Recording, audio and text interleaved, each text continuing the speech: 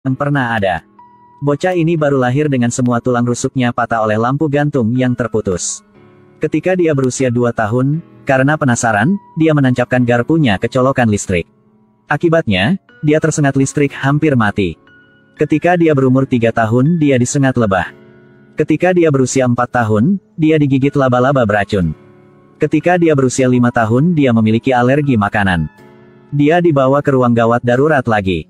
Sangat sulit untuk mencapai usia sekolah. Ketika dia di sekolah dengan teman-temannya, dia meninggikan suaranya. Karena otak kekurangan oksigen. Langsung pingsan. Sama seperti itu. Bersama dengan berbagai jenis insiden, Louis akan merayakan ulang tahunnya yang ke-9. Hal ini membuat ibu Natalie terus-menerus khawatir. Dia menganggap anaknya memiliki 9 nyawa seperti kucing. Dia sudah menggunakan 8 nyawanya. Memang. Hari ulang tahun Louis. Masalah lain terjadi. Seluruh keluarga bersenang-senang saat piknik. Sial, Louis jatuh dari tebing. Ketika tim penyelamat menemukan bocah itu, dia benar-benar kehilangan kesadaran.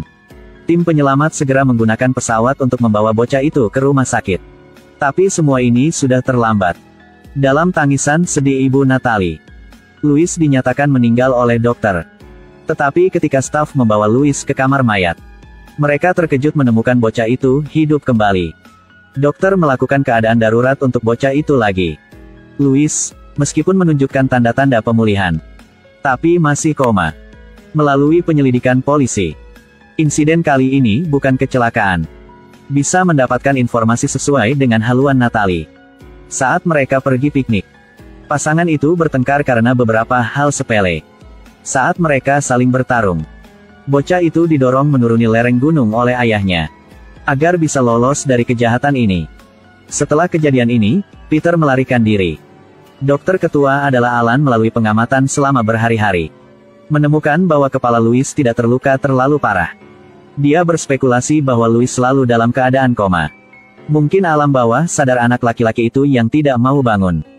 Jadi David meminta Natalie untuk memberitahunya tentang masa lalu Louis. Natalie memberitahu Alan.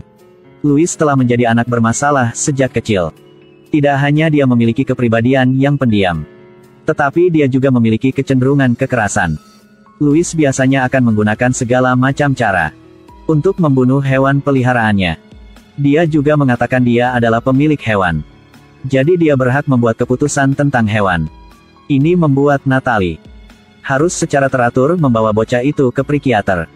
Sementara karena Louis mau menghindari pergi ke psikiater, dia akan dengan sengaja mengompol di dalam lift. Natalie menceritakan segalanya. Alan juga dengan cepat mendapat konfirmasi dari psikiater Louis untuk memahami hubungan sehari-hari antara anak laki-laki itu dan ayahnya. Alan membuat janji untuk bertemu Natalia. Tetapi menghadapi keraguan yang disarankan Alan, Natalie tidak langsung menjawab. Dia langsung menggunakan ciumannya. Tapi tepat pada saat ini, Louis di kamar rumah sakit tiba-tiba bangkit. Bocah yang sudah mati 9 kali ini telah bangun. Dokter Alan segera datang ke kamar Louis. Sekarang anak laki-laki ini sepertinya ingin mengatakan sesuatu. Ayahku. Ayahku. Tapi Louis masih belum sempat berbicara. Ibunya, Natalie, bergegas mendekat dan memeluknya erat-erat. Sangat cepat dia langsung pingsan lagi. Malam itu, hal aneh terjadi. Natalie memanggil Alan ke rumahnya dan mengatakan dia menerima surat aneh. Dalam surat ini meminta Natalie untuk menjauh dari semua pria. Jika tidak, nasib buruk akan datang. Yang lebih mendebarkan adalah, Natalie mengenali tulisan tangan dalam surat ini sebagai putranya Louis. Tapi, bagaimana ini mungkin? Dia sudah koma untuk waktu yang lama. Anak laki-laki itu selalu berbaring di ranjang rumah sakit.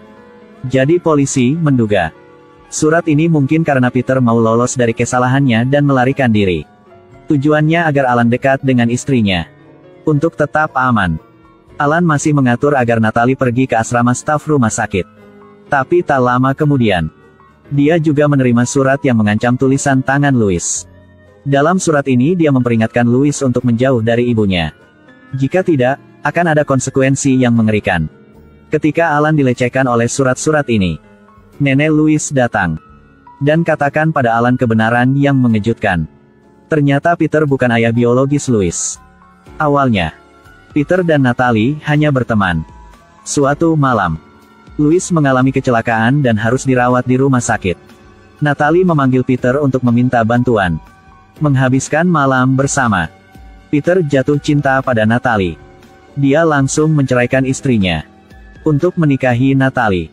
Setelah menikah, Peter dan Louis hidup bersama dengan harmonis. Peter pasti tidak akan bisa mendorong Louis ke jurang. Sambil berbicara, seorang polisi wanita masuk dan membawa kabar buruk. Tidak jauh dari tebing anak itu jatuh. Mereka menemukan mayat Peter.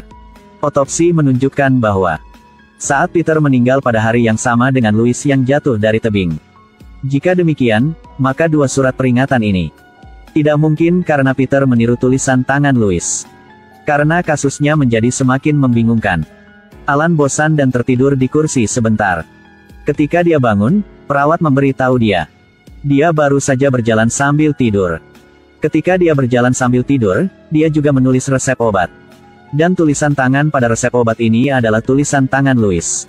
Ini sungguh sangat sulit dipercaya. Jadi Alan segera menelepon polisi dan menonton kamera dengan polisi. Dalam rekaman kamera Alan menulis dengan tangan kirinya. Tapi dia sama sekali tidak kidal. Tapi Louis secara kebetulan kidal. Alan menduga Louis saat koma melalui elektroensefalogram untuk mengendalikannya.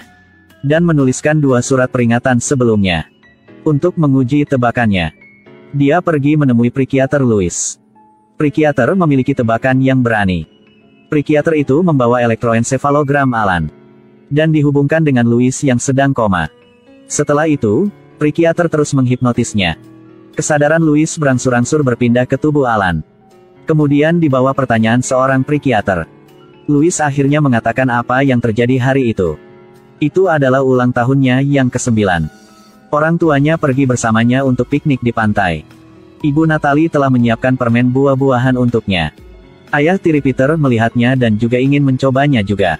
Tapi anehnya, tidak peduli berapa banyak Peter memohon, Natalie tidak akan membiarkannya makan. Peter merasa sangat tidak normal. Jadi tanyakan padanya apakah dia menaruh sesuatu di sana. Kemudian mereka berdua mulai berdebat. Louis melihatnya dan menjadi takut, jadi dia berlari ke sisi tebing sendirian. Kemudian Natalie dan Peter juga ke sana. Sementara mereka menyeret, Natalie mendorong Peter jatuh dari tebing. Louis melihat semua ini. Tahu bahwa yang berikutnya adalah dirinya. Jadi dia secara sukarela mengambil selangkah mundur. Sampai melangkah dan jatuh dari tebing. Kebenaran akhirnya terungkap. Ternyata pada usia 18 Natalie diperkosa. Dan melahirkan Louis. Mengalami kesedihan.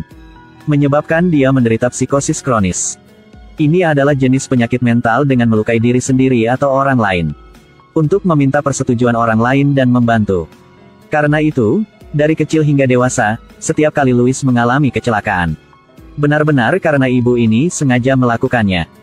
Karena dia tahu, setiap kali terjadi insiden, dia bisa mendapatkan lebih banyak perawatan dan bantuan. Tetapi pada tahun Louis berusia 9 tahun, pernikahan Natalie dan Peter muncul masalah. Mereka berdua sering bertengkar karena hal sepele. Demi mengembalikan masa nikah yang rusak ini. Agar ia bisa mendapatkan lebih banyak cinta dari suaminya. Ia memutuskan untuk meracuni permen buah-buahan. Agar anaknya diracun sampai mati. Di akhir film, Louis akhirnya berangsur-angsur sadar kembali. Dan Natalie juga dibawa ke rumah sakit jiwa. Tapi sekarang dia hamil. Tapi siapa tahu anak dalam perutnya akan terus disiksa seperti ini atau tidak.